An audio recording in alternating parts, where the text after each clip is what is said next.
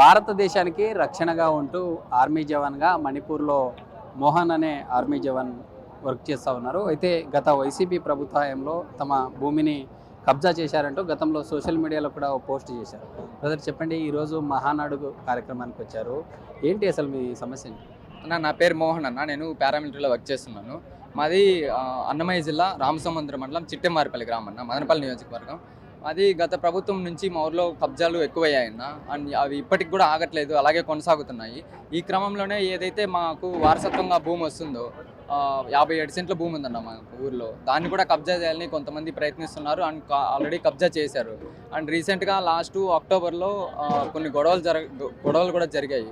So ఆ settlement land అని కూడా ఆలోచించకుండా ఎంఆర్ఓ మేడం గారు మా ఏదైతే మేము సెరికల్చర్ షెడ్కి నీడగా వేసుకున్న పందిరిని డైరెక్ట్గా వచ్చి మాకు నోటీసులు కూడా ఇవ్వకుండా పడగొట్టేశారు. సో ఎంతో మనస్తాపం చెంది నేను అప్పుడు జమ్మూ ఎలక్షన్స్ డ్యూటీలో ఉన్నాను. సో 1 మంత్ తర్వాత నేను ఇంటికి కూడా వచ్చాను. మా నాన్నగారు మేము అందరం కూడా కలెక్టర్ గారిని కూడా కలవడం జరిగింది. మా నాన్న మరియు కలెక్టర్ గారిని కలిసి జరిగిందంతా చెప్పారు. ఏదైతే మా సెటిల్మెంట్ ల్యాండ్లోకి ఎంఆర్ఓ గారు దౌర్జన్యంగా వచ్చి మా పందిరి దొబ్బేశారు అనే విషయం మొత్తం సాక్ష్యాలతో మొత్తం చూపించాం. సో ఎంఆర్ఓ గారిని పిలిపించి, మేడం మీరు ఇలా సెటిల్మెంట్ ల్యాండ్లోకి వెళ్ళి దౌర్జన్యంగా దొబ్బేయడం చాలా తప్పు, ఏదైతే మీరు పడగొట్టేశారో దాన్ని ఎలా ఉన్నది అలా నిర్మించండి అని చెప్పారన్న. ఎగ్జాక్ట్గా డేట్ 11వ తేదీ 11వ నెల 2024వ తేదీ. అయితే ఇప్పటికి 6 నెలలు అయిపోతుంది. పూర్తిగా ఇప్పటి వరకు దాన్ని సాల్వ్ చేయాలి. ఒకసారి వస్తారు, 4 కూసాలు నడతారు, వెళ్ళిపోతారు. పూర్తిగా అయితే గొడవ క్లియర్ చేయలేదన్న. అండ్ ఆమె అలా చేయడం వల్ల ఆపోజిట్ వ్యక్తులు ఏదైతే మా పందిరి ఉందో దాని పక్కలో ఉన్న స్థలాన్ని పూర్తిగా రాళ్ళు నాటి కబ్జా చేసుకున్నారు. ఎవరు మీ గ్రామంలో ఉండే వైసీపీ నాయకులే కబ్జాకు గురైందా, లేకుంటే ఎవరు కబ్జా చేశారు? అన్న నేను పార్టీలు అని చెప్పదలుచుకోలేదు. వైసీపీ టైం నుంచినే స్టార్ట్ అయింది ఇది. అయితే వీళ్ళు కబ్జాదారులను మాత్రం చెప్పగలను. ఏదైతే కబ్జాదారులు చేస్తున్నారో వాళ్ళు ఏ ప్రభుత్వం వస్తే ఆ ప్రభుత్వంలో ఉన్న కొంతమంది చిన్న చిన్న నాయకులను పట్టుకొని వాళ్ళని మేనేజ్ చేసుకుంటూ వాళ్ళ ద్వారా కబ్జాలు ఇలాగే కొనసాగిస్తున్నారు. అప్పుడు స్టార్ట్ అయినవి అని ఈ ప్రభుత్వంలో కూడా ఇలా కొనసాగడం చాలా బాధాకరం అన్న. అంటే మంత్రి నారా లోకేష్కు ఇటీవల కాలంలో మీరు ట్వీట్ చేశారు, మంత్రి గారు ఏదన్నా స్పందించారా? అన్న మన లోకేష్ గారు స్పందించారు. ఇది ఖచ్చితంగా క్లియర్ చేయమని చెప్పి ఆర్డర్స్ కూడా ఇచ్చారు. అండ్ ఆఫీస్ వాళ్ళు కూడా నాతో మాట్లాడారు. సో ఇది ఖచ్చితంగా క్లియర్ చేస్తామని. అండ్ ఎమ్మెల్యే గారు కూడా వచ్చారు, 3 డేస్లో మీకు ఖచ్చితంగా న్యాయం చేస్తామని చెప్పారు 13వ తేదీ. అయితే ఇప్పటి వరకు అంతగా చర్యలు ఏం తీసుకోలేదు.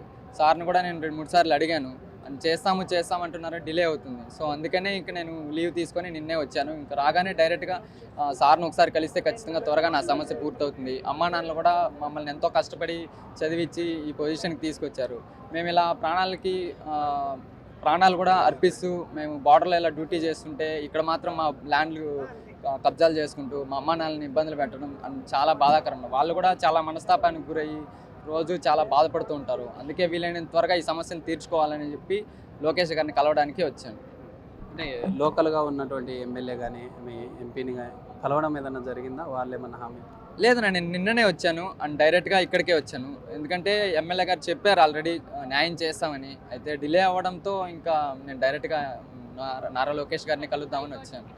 అండ్ హైకోర్టు ఆర్డర్స్ వచ్చాయన్న. అప్పుడు మాకు హైకోర్టు ఆర్డర్స్ ప్రకారం కలవడానికి వస్తుంటే కూడా సర్వే చేయనివ్వట్లేదు ఆపోజిట్ వాళ్ళు. అండ్ ఎవరైతే ఆపోజిట్ వాళ్ళు వస్తున్నారో వాళ్ళకి ఎలాంటి డాక్యుమెంట్స్ లేవు. అయినా కూడా ఎందుకు వాళ్ళు అడ్డు చెప్తున్నప్పుడు మేము ఎంఆర్ఓ మేడం కూడా అడిగాము, మేడం వాళ్ళకి ఎలాంటి డాక్యుమెంట్స్ లేవు కదా, మీరు ఒకసారి చెప్తే మాకు పోలీస్ ప్రొటెక్షన్ కూడా వస్తుంది. మేమే డైరెక్ట్గా వెళ్ళి అడుగుతుంటే పోలీస్ వాళ్ళు ఏమంటున్నారంటే మీరు లెటర్ తీసుకురావాలి ఎవరి దగ్గర అయినా సరే, ఎస్పీ సార్ దగ్గర కావచ్చు లేదా ఎంఆర్ఓ మేడం రికమెండ్ చేసినా సరే. ఎంఆర్ఓ మేడంని అడిగితే నేను అలా ఇవ్వలేను, మేము అలా ఇవ్వమంటున్నారు సర్వే వాళ్ళు కావచ్చు వాళ్ళందరూ. మేము సర్వే చేయడానికి వస్తాము, అడ్డుకుంటే మాత్రం మేము చేయలేము అని అనేస్తున్నారు. అయితే జవాన్ అక్క ఉన్నారు, చెప్పండి, అంటే మీకు ఎలాంటి అన్యాయం జరిగింది, ఎలాంటి న్యాయం కావాలి? సర్వే కావాలని అయితే మేము కోరుతున్నాం సార్. మేము సర్వే చేసుకోవడానికి మా దగ్గర అన్ని డాక్యుమెంట్స్ ఉన్నాయి, అన్ని ప్రూఫ్స్ ఉన్నాయి. కాబట్టి మా ల్యాండ్ మాకు సర్వే చేసి ఇవ్వాలనేసి ముఖ్యమంత్రి వాళ్ళు శ్రీ నారా చంద్రబాబు నాయుడు సార్ గారిని అలాగే లోకేష్ సార్ గారిని కోరుచున్నాం సార్. సర్వే చేయకపోయినా కనీసం ఏదైతే మా సెరికల్చర్ షెడ్ పక్కలో పందిరి ఉంది కదన్న, అది దొబ్బేశారు. అది నీడ లేకపోతే పట్టుపురుగులు బతకమన్నా. ఆ పట్టుపురుగులు పెంచే మా అమ్మ నాన్న ఈరోజు నన్ను జవాన్గా చేశారు. అండ్ మా అన్న బ్యాంక్లో వర్క్ చేస్తున్నారు, బెంగళూరులో ఉంటారు. అమ్మ నాన్న మేము ఇలా గొప్పగా చదువుకున్నామనే కానీ చివరికి వాళ్ళిద్దరిని ఒంటరిగా ఇంటికాడ వదిలేసి వెళ్ళడం వల్ల చూడొచ్చు మీరు. ఇదేంటంటే సెరికల్చర్ షెడ్కి నీడ లేకపోవడం వల్ల ఇలా ఎండ పడుతున్నాయి. ఆ పురుగులు అనేవి చాలా సెన్సిటివ్ అన్న, వాటికి కొంచెం వేడి అయినా సరే అవి చనిపోతాయి. పంట అనేవి రావు. ఇప్పటి వరకు మాకు చాలా లాస్ వచ్చింది కూడా, దగ్గర 2 lakhs 3 lakhs వరకు ఈ పంటల్లో లాస్ అవుతుంది. మాకు మంత్లీ ఒక 20,000 దాకా ఇన్కమ్ వచ్చేది. దాంతోనే మా అమ్మ నాన్న మమ్మల్ని చదివించి ఈ పొజిషన్కి తీసుకొచ్చారు. అలాంటి మా పొట్టకొట్టు మీద కొట్టడం చాలా బాధాకరం. కాబట్టి దయచేసి మేము కోరుకునేది ఏమంటే, కనీసం మా పందిరినైనా త్వరగా వేపించి మాకు హ్యాండ్ వర్క్ చేస్తే అందులోకి ఆక్రమణదారులు దౌర్జన్యంగా రాకుండా కాపాడాలని నారా లోకేష్ గారిని మరీ కోరుకుంటున్నాం. అండ్ ఈ విషయం మీదనే లోకేష్ గారిని కలవాలని చెప్పి ఇంత దూరం రావడం జరిగింది. ఏదన్నా కలవడానికి మీ లోకల్గా ఉన్నటువంటి నాయకులు కానీ అట్లా ఏదైనా సపోర్ట్ తీసుకొని కలిసే ఛాన్స్ ఏదన్నా ఉందా? లేదన్నా, నేను జస్ట్ ఒక సోల్జర్ని అంతే. మా నాన్న ఒక రైతు. మాకు రాజకీయంగా కూడా అంత సపోర్ట్ ఏం లేదు. సో మేము నార్మల్గా నేనే డైరెక్ట్గా వచ్చేసాము. అండ్ చిన్నబాబు అన్నని అండ్ కొంతమంది లోకల్ నాయకుల్ని, అండ్ లోకల్ నాయకులు అంటే చిన్న కార్యకర్తలు ఉంటారు. అలాంటి వాళ్ళు నాకు నా మీద జాలితో కావచ్చు, నా మీద కొంచెం ప్రేమతో నాకు సాయం చేయాలని ముందుకు వచ్చారు.